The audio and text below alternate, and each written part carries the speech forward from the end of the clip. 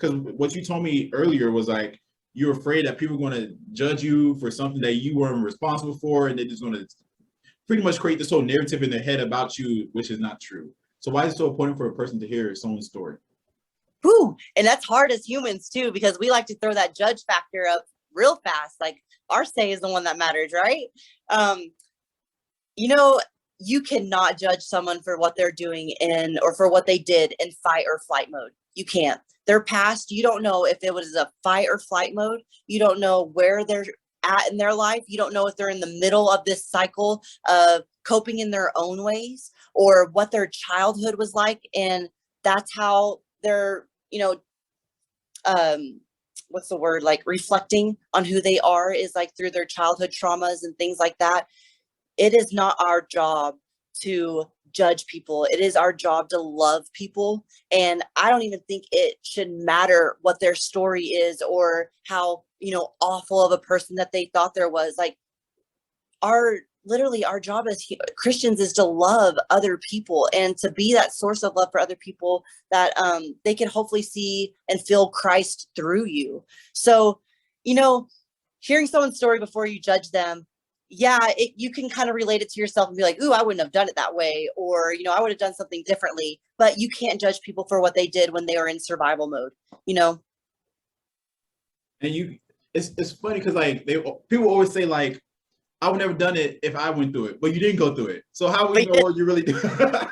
Like you didn't go through it. It's like 2020. A lot of leaders they got what's the word?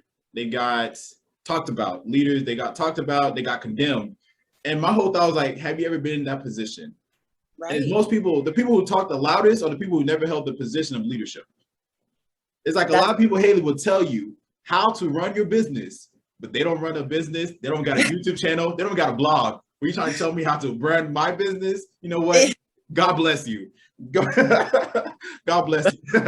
So it's crazy how like we're so willing and easy to judge people when we never walk through their shoes. For example, I use myself as an example. When I was younger, I saw like a girl, like she was dressed in promiscuous. She was like, she looked like she was promiscuous. And I was like, why would she even do that? And immediately the Holy Spirit convicted me. This is what the Holy Spirit told me. Holy Spirit said, you don't know that she grew up in the house without a father. So she's doing all this stuff so she can get validation from men, the validation that she never got from her father who was never there.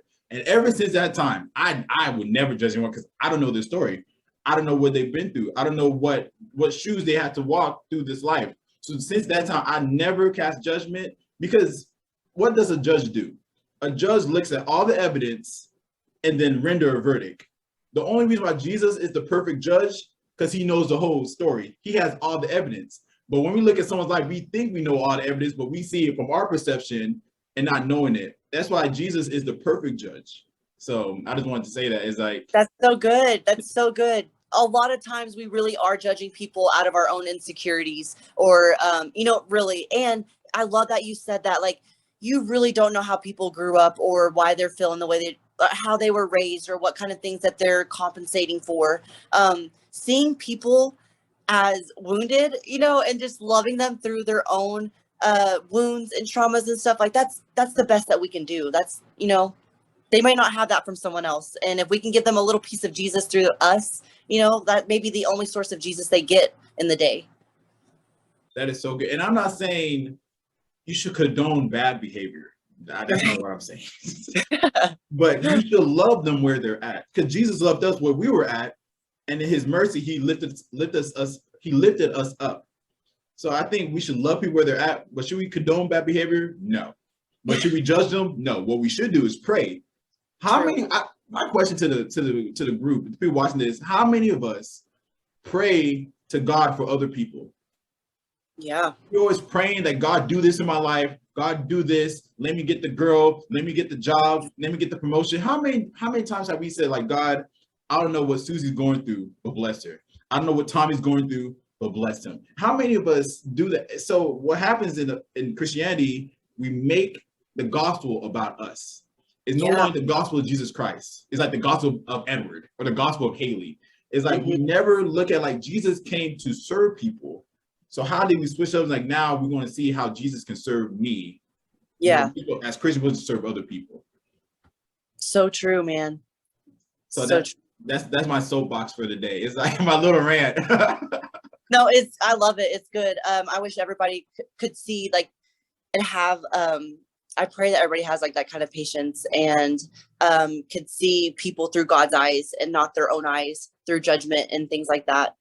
Big difference.